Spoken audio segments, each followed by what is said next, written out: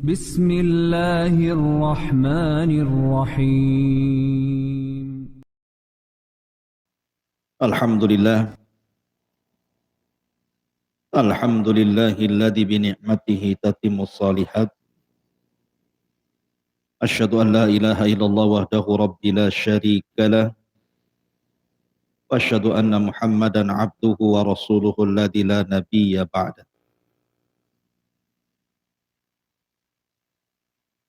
Amma ba'du, ma'asyiral muslimin, jemaah sekalian yang dirahmati Allah Subhanahu wa taala. Kita lanjutkan kajian kita masih membahas Siratul Mustafa, sejarah manusia pilihan Rasulullah Muhammad sallallahu alaihi wasallam. Dan kita masih masuk pada permulaan dakwah Nabi sallallahu alaihi wasallam. Salah satu dari sahabat Nabi sallallahu alaihi wasallam yang masuk ke dalam Islam antara pertengahan dakwah sirriyah dan dakwah jahriyah adalah Asadullah, singanya Allah. Siapa? Hamzah ibn Abdul Muttalib al-Hashimi al-Qurashi. Bagaimana kisah masuk Islamnya Hamzah ini? Dan bagaimana pengaruh Hamzah di dalam Islam? Kemudian bagaimana jihadnya? Dan bagaimana wafatnya? Inilah yang kita akan bahas di malam hari ini, tentang Hamzah ibn Abdul Muttalib. Kita tahu bahwa Abdul Muttalib itu memiliki anak secara keseluruhan itu sekitar 17. 10 anak laki-laki dan 7 anak perempuan.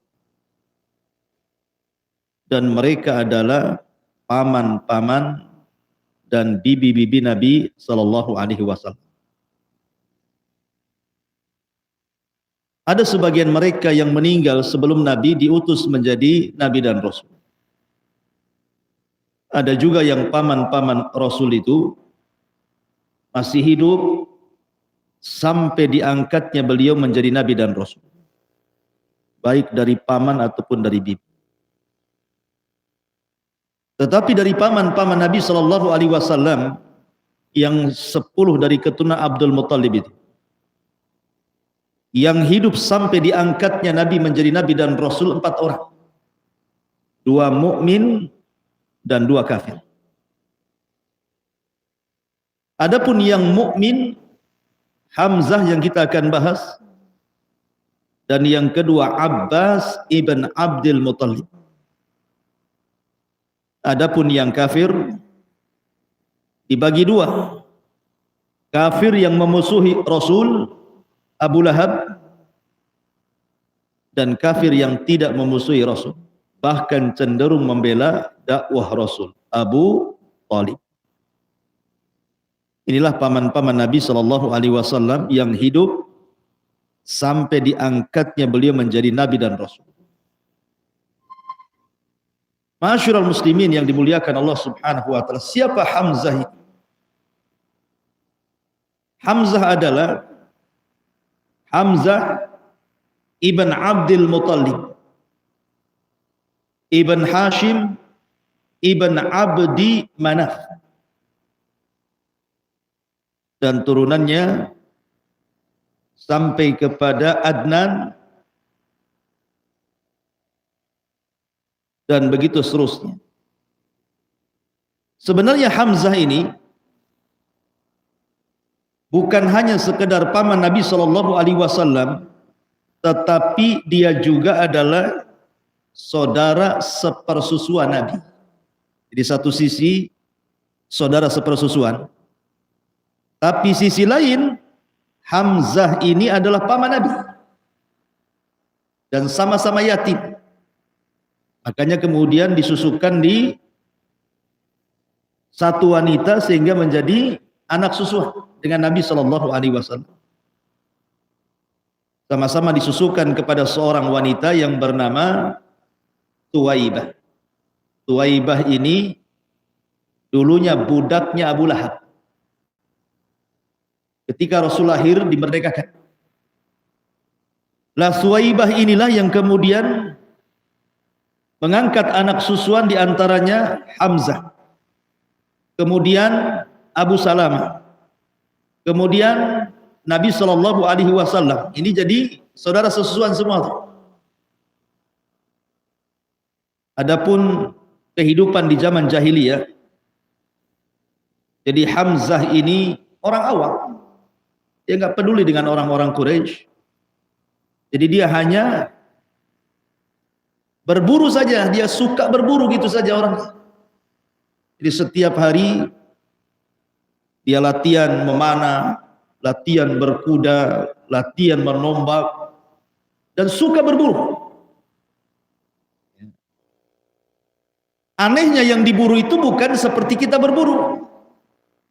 Kalau antum berburu apa? Ayam kampung.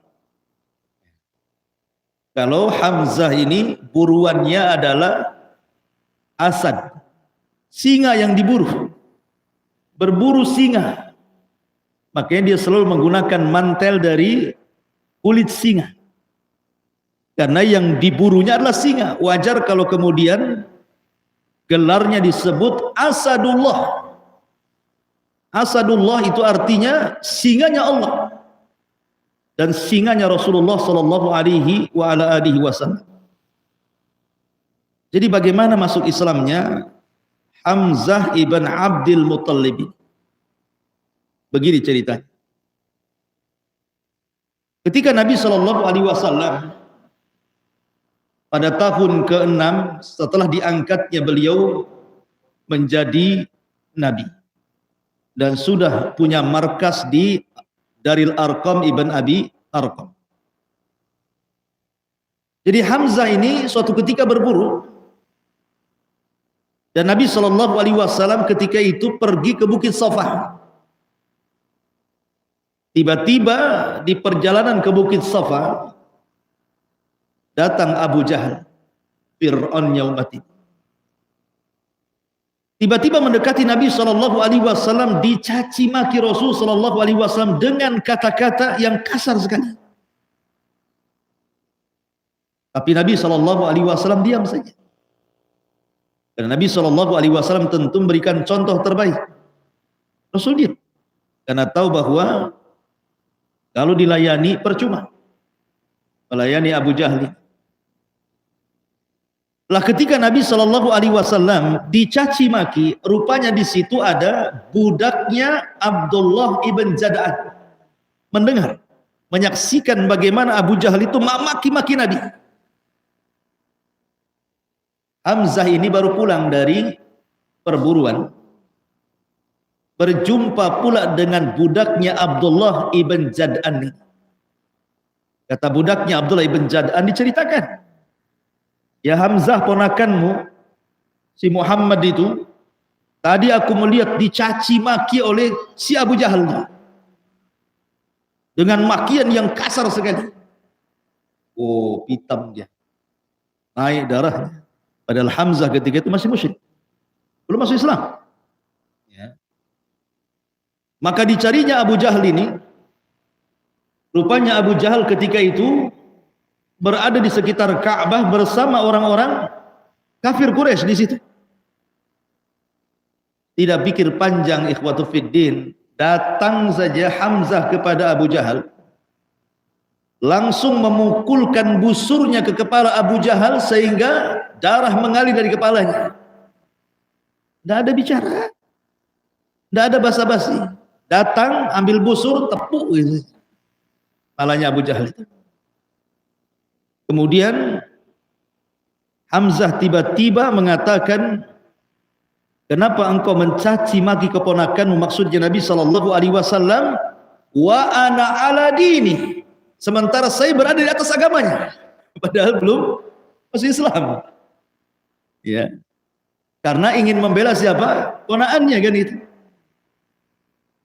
Kenapa kau berani mencaci maki ponaan sementara aku berada di atas agamanya? Masuk Islam aja belum. Jadi Hamzah itu betul-betul membela Nabi SAW. Ketika itu ada orang Quraisy yang hendak menyerang Hamzah. Ketika melihat tokoh mereka Abu Jahal diserang kepalanya sehingga berdarah. Tapi Hamzah menantangnya, kalau engkau benar berani kepadaku, pun ku bunuh hari ini juga. Akhirnya tidak berani. Orang kenal siapa Hamzah di tengah-tengah orang-orang. Ma'asyiral muslimin yang dimuliakan Allah Subhanahu wa taala. Kemudian setelah itu Hamzah mendatangi Nabi SAW. Kemudian Nabi SAW mengajak Hamzah agar masuk ke dalam agamanya. Awalnya ditolak, tetapi terus menerus Rasul mengajak ke dalam Islam. Akhirnya dilembutkan hatinya, Hamzah pun bersyahadat. Maka dengan masuk Islamnya Hamzah menjadi goncang orang-orang Quraisy itu. Karena 6 bulan setelahnya Umar juga masuk Islam. Setelah Hamzah ini makin keras kan gitu ya permusuhan orang-orang Quraisy ke dalam Islam. Masalahnya preman-premannya yang dikenal orangnya disegani, ditakuti gitu ya, pemberani gitu, semua dapat hidayah. Yang selama ini sangat ditakuti oleh orang-orang Quraisy itu justru mereka dapat hidayah. Ma'asyiral muslimin yang dimuliakan Allah Azza wa Jalla. Setelah kemudian Hamzah masuk Islam, maka Hamzah pun salah satu orang yang ikut hijrah dari Mekah ke Madinah bersama kaum muslimin. Kemudian dia pun dipersaudarakan oleh Nabi SAW dengan seorang sahabat Ansar namanya Zaid ibn Harithah. Lah kita tahu bahwa ketika itu belum ada peperangan antar kaum muslimin dengan orang kafir Quraisy. Lah yang pertama kali disuruh memimpin perang adalah Hamzah. Dialah yang pertama kali memimpin perang dalam Sariyah. Sariyah itu pasukan yang tidak dipimpin Rasul sebelum tragedi Badar. Dia orang yang pertama kali memimpin perang. Ketika itu dia membawa 30 orang hendak menghadang orang-orang Quraisy yang datang dari Syam, jumlahnya 300 orang. 30 lawan 300. Tapi Hamzah tidak gentar. Begitulah Islam. Perang Badar 300 melawan 1000. Ya kan? Perang Khandaq 3000 melawan 10.000. Ini Hamzah bawa pasukan 30 lawan 300. Tapi mereka tidak gentar karena kemenangan bukan karena banyaknya jumlah, tapi kemenangan ditentukan karena izin Allah Subhanahu wa taala dan keberanian para sahabat Rasul sallallahu alaihi wasallam. Lah ketika betul-betul tercetus perang Badar, maka seolah-olah Badar itu milik Hamzah. Karena yang menguasai lapangan dalam perang Badar itu adalah Hamzah. Luar biasa dalam perang Badar itu. Karena orang yang pertama kali membunuh orang kafir adalah Hamzah. Belum ada orang Islam membunuh orang kafir. Karena belum ada peperangan kan. Hamzah lah yang pertama kali membunuh orang kafir, namanya Al-Aswad ibn Abil Asad Al-Makhzumi. Bunuh dia. Sebelum tragedi perang Badar ini. Karena ketika itu Al-Aswad Ibn Abil Asad hendak merampas sumur Badar, tempat base campnya kaum muslimin dalam perang itu. Tapi dihadang oleh Hamzah dan dibunuhnya sekali tebas mati. Baru ketika kemudian betul-betul terjadi perang Badar, maka Hamzah adalah salah satu jagoan daripada jagoan-jagoan yang dikeluarkan oleh Rasul untuk bermubarazah, adu tanding. Jadi ketika itu kan orang-orang musyrik mengeluarkan beberapa orang yang dianggap jagoan-jagoan oleh orang-orang kafir Quraisy itu. seperti Syaibah ibn Rabi'ah, Utbah ibn Rabi'ah, Handalah ibn Abi Sufyan. Itu jagoan-jagoannya orang-orang musyrik itu. Maka ketika itu orang-orang Ansor, 3 sahabat Ansor maju. Tapi orang musyrik Quraisy tidak mau. Kami tidak mau melawan kalian. Kami tidak kenal kalian. Kami hanya ingin melawan abna umumatina, anak-anak paman kami saja. Keluarkan dari Quraisy, jangan dari Madinah. Maka Nabi SAW memilih ketika itu pertama Hamzah dikeluarkan, kemudian Zaid ibn Harithah, dan yang paling kecil masih remaja Ali bin Abi Thalib. Dan Hamzah berhasil membunuh Syaibah ibn Rabi'ah.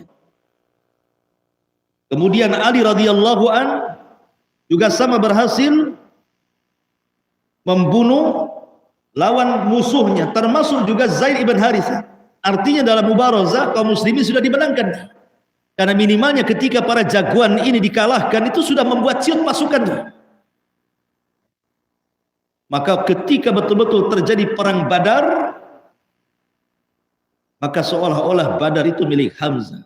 Hamzah sangat luar biasa dalam perang ini sehingga Allah taklukkan orang-orang kafir Quraisy, bahkan 70 dari kafir Quraisy menjadi tawanan kaum muslimin dan perang pun dimenangkan.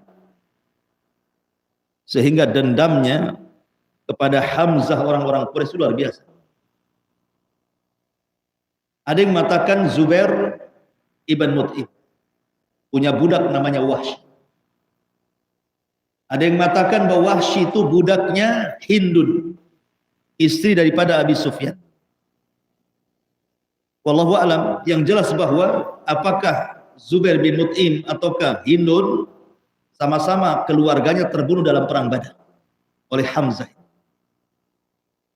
Makanya kemudian mereka mengatakan kepada Wahsy, budak ini, ahli tombak ini, ya Wahsy, kalau engkau bisa membunuh Hamzah, maka sebagai imbalannya kau akan merdeka dan diberikan imbalan sekian dan sekian. Maka dari situ Wahsy pun semangat ingin mengincar Hamzah. Ketika betul-betul terjadi perang Uhud, dan ini perang kekalahan kaum muslimin. Di awal peperangan kan kaum muslimin menang. Dan Hamzah luar biasa dalam peperangan itu. Sehingga ketika itu Wahsy tidak ikut terlibat peperangan sama sekali. Wahsy itu hanya bersembunyi karena dia tidak hendak ikut perang melawan orang-orang Islam. Dia hanya membidik Hamzah saja. Hamzah tahu ada Wahsy. Tapi Hamzah mengira Wahsy ini, alah siapa Wahsy ini? Tidak dikenal kepahlawanannya. Jadi dianggap enteng oleh Hamzah. Makanya dalam peperangan itu tidak boleh menganggap enteng siapapun. Walaupun Anda seorang jagoan gitu ya, tidak boleh dalam peperangan menganggap enteng siapapun. Karena Hamzah ketika menganggap enteng Wahsy, Wahsy lah yang membunuh dia. Karena dianggap enteng biasa saja, nggak mungkin macam-macam gitu ya. Karena bukan tentara. Tiba-tiba Wahsy sudah memegang tombaknya. Ketika ada kesempatan, maka Wahsy pun melempar tombak dan persis mengenai Hamzah. Dengan sebab itulah kematian Hamzah. Dan lebih parah lagi, Hindun datang, kemudian membelah perutnya, diambilnya usus-ususnya, dibuat gelang, kalung dan anting, bahkan dimakan darahnya. La haula wala quwwata. Makanya ketika terjadi banjir di negeri Saudi dan mengenai para syuhada Uhud, yang namanya pasir kena air, maka pasir itu akan mengangkat ke permukaan sehingga jasad-jasad para syuhada Uhud 14 tahun yang silam ngapung ke atas. Dan oleh kerajaan Saudi kemudian dipindah kuburan. Dan subhanallah, jasad para sahabat masih utuh. Tidak ada yang dimakan cacing. Biasanya kalau sudah puluhan tahun kan tinggal tulang belulangnya kan. Bahkan masih dikenali ini Hamzah dari bekas jahitannya di perut. Ma'asyiral muslimin yang dimuliakan Allah Subhanahu wa taala. Maka Hamzah pun terbunuh oleh Wahsy. Dari situlah Nabi SAW sedih banget. Bagaimana tidak sedih? Dia paman sekaligus saudara sepersusuan, sekaligus orang yang betul-betul memiliki pengaruh dalam Islam sama dengan Umar ibn al-Khattab radhiyallahu anhu. Makanya sedih. Ketika kemudian Allah takdirkan pembunuh Hamzah Wahsy ini masuk Islam, maka dia datang kepada Nabi SAW. Tapi Rasul kalau melihat Wahsy teringat pamannya Hamzah, sehingga dia mengatakan kepada Wahsy, palingkan wajah, jangan pernah aku menatap wajah.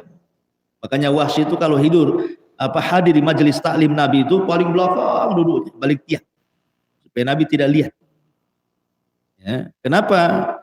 Karena Nabi selalu terbayang siapa? Hamzah. Selalu terbayang Hamzah. Kalau sekarang orang cari tiang, nyandar. Ya, lu cari tiang Wahsy sembunyi ya. Nah, sekarang cari tiang, ya apa itu? Masya Allah. Bahaya. Sudah mati? Belum? Baik, kembali. Intinya bahwa kemudian Wahsy pun berjanji, karena dia telah membunuh orang yang paling dicintai Rasul, Hamzah ibn Abdul Muttalib, maka dia pun ingin membunuh orang yang paling dibenci Rasul. Siapa? Musailamah al-Kadzdzab. Maka ketika terjadi perang Yamamah di masa Khalifah Abu Bakar Siddiq radhiyallahu anhu, maka ada perang yang disebut dengan Hadiqatul Maut, kebun kematian. Ada kisah tentang kebun kematian. Karena ketika tentara Khalid bin Walid dan tentara kaum muslimin menyerang Yamamah, pasukan Musailamah al-Kadzdzab, mereka terdesak kalah, kemudian masuk ke kebun. Kemudian mereka membentengi diri di kebun itu. Sehingga kaum muslimin susah untuk menerobos kebun itu karena ada bentengnya. Sampai akhirnya Allah takdirkan benteng Musailamah pun roboh, maka kaum muslimin berhasil masuk ke dalamnya dan Wahsy berhasil membunuh Musailamah al-Kadzdzab. Dulu dia membunuh orang yang paling dicintai Rasul, sekarang dia membunuh orang yang paling dibenci Rasul sallallahu alaihi wasallam. Itulah Hamzah ibn Abdul Muttalib. Ma'asyiral muslimin yang dimuliakan Allah Subhanahu wa taala. Jadi setelah kemudian Hamzah masuk Islam, kemudian Umar pun masuk Islam, dan sedikit demi sedikit para sahabat menjadi berani karena ada dua orang yang kuat masuk Islam. Mulailah para sahabat banyak yang berani beribadah terang-terang. Karena di backingi bahasa kitanya ya, ada backingnya. Tenang kalau macam-macam ada Hamzah sama Umar. Gitu. Jadi mereka bisa leluasa. Lah akhirnya kemudian orang-orang musyrik ini mulai agak kikuk untuk menghentikan dakwah Nabi SAW. Sampai terpaksa akhirnya kaum musyrikin pun, orang-orang musyrik Quraisy ini harus tanazul. Tanazul itu artinya sudah tidak memberlakukan dengan cara kekerasan lagi. Mulai mencoba dengan sistem dialog. Cobalah kita berdialog. Diutuslah seseorang kepada Nabi SAW. Di antaranya yang diutus adalah pemimpin daripada orang-orang Quraisy, namanya Utbah bin Rabi'ah. Utbah ibn Rabi'ah disuruh untuk berdialog dengan Nabi SAW. Coba kau datang kepada si Muhammad itu, ngomong baik-baik, maunya gimana? Maka berangkatlah Utbah ibn Rabi'ah menemui Rasul SAW. Apa kata Utbah ibn Rabi'ah?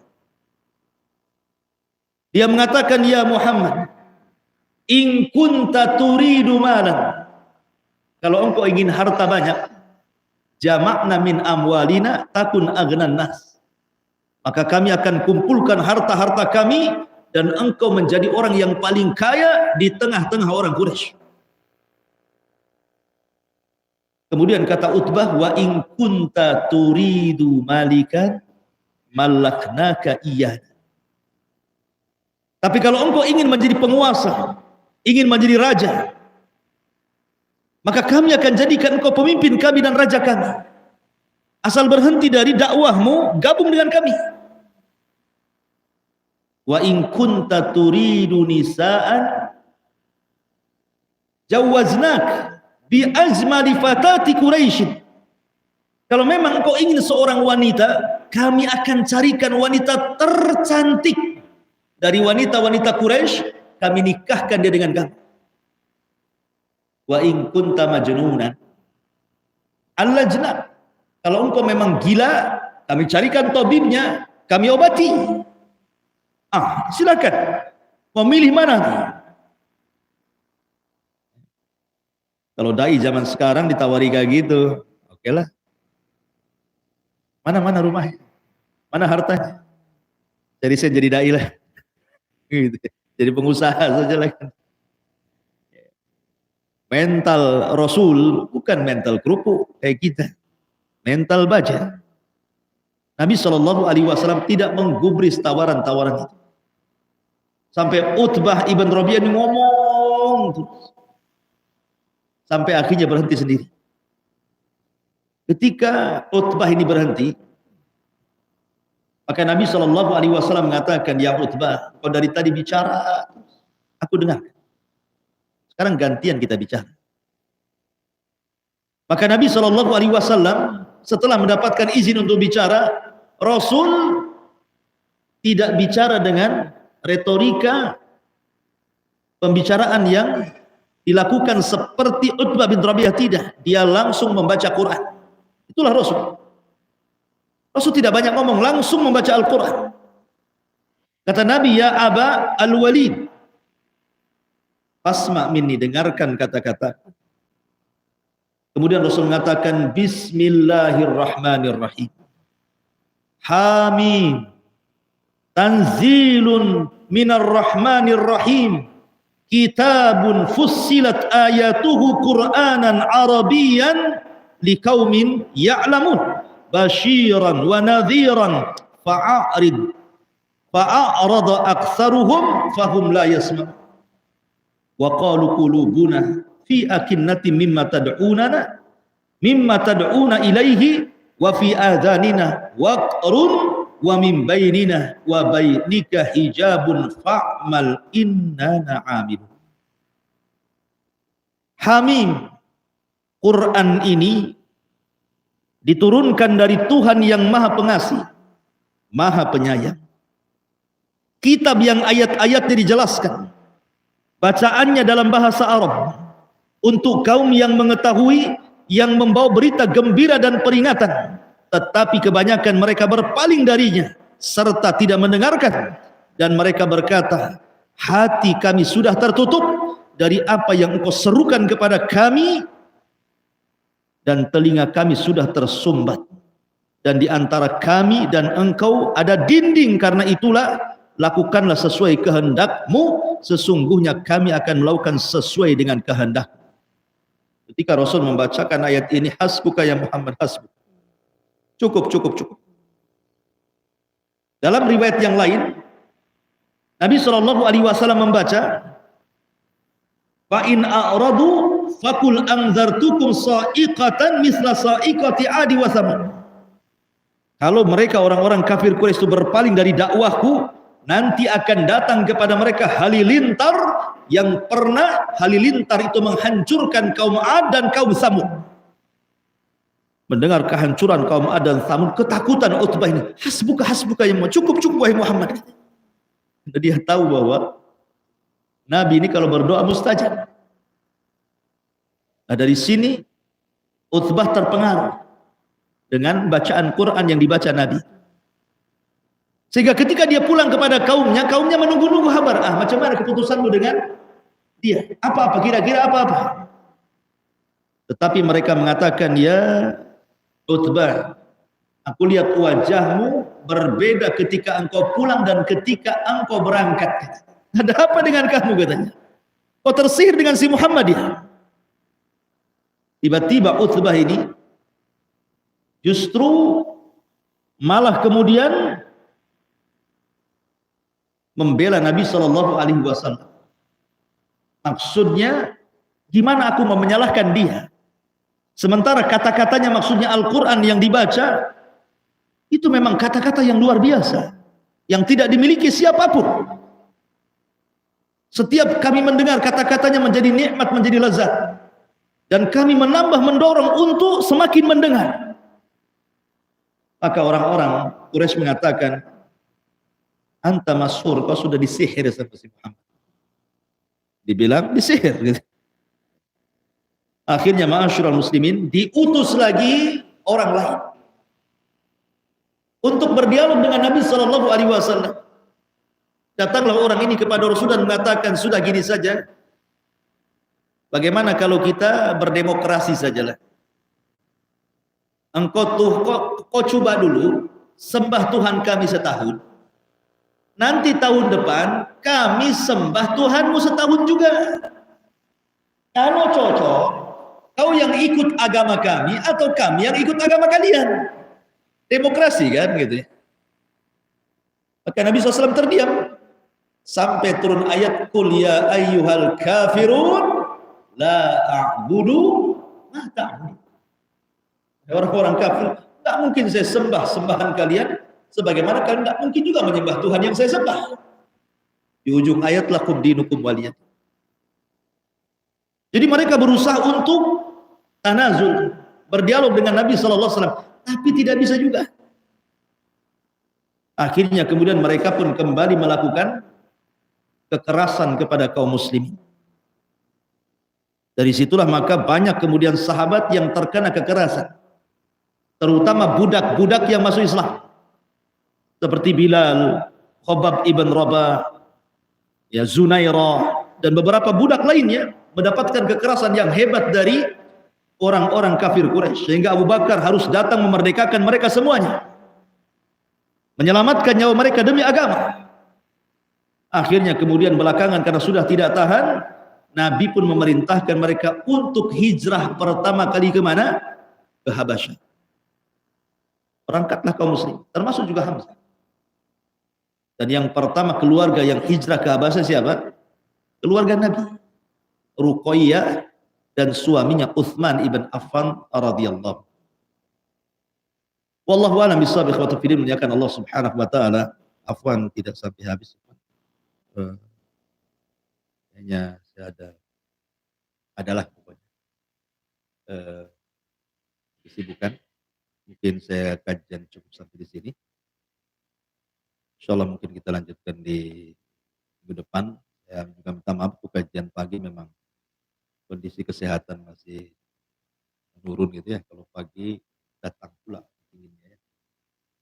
Kemudian kalau sehat betul, insyaallah kita mulai lagi kajian pagi, dan saya minta doa kepada antum supaya dapat diberikan kesehatan dan dipulihkan. Subhanallah bihamdika, asyhadu an la ilaha illa anta, astaghfiruka wa atubu ilaik. Allah ta'ala. Assalamualaikum warahmatullahi